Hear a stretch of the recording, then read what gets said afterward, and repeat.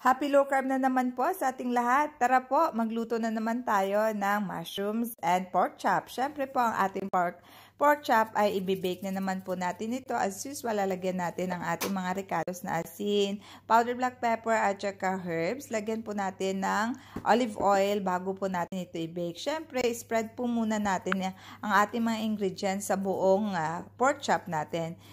Bali, both sides po, lalagyan po natin, ibabrush po natin yan. So, ayan na po, nakasalang na po ang ating pork chop.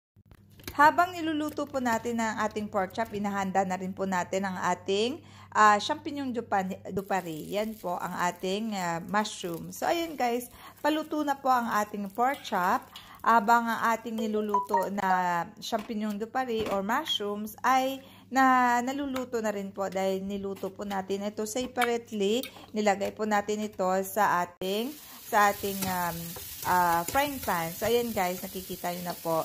Nilagyan ko lang po siya ng konting olive oil na hindi lang po siya didikit dahil ang ating mushrooms po ay nilagyan po natin ito ng sauce ng ating pork chop ninibake. So, ayan guys, ang ating mushroom po ay medyo paluto na siya. So, dahil medyo meron siyang water, ang kanyang sauce po, syempre, naglagay po tayo ng almond powder para magiging sticky po ang kanyang sauce para magkaroon ng gravy sauce. So, ayan na guys, paluto na yan. Madali lang naman maluto ang ating mushrooms guys. So, ayan, luto na at the same time ang ating pork chop guys. At eto na ang kanyang side dish, ang ating mushrooms with almond powder. So, ayan guys, super duper sarap.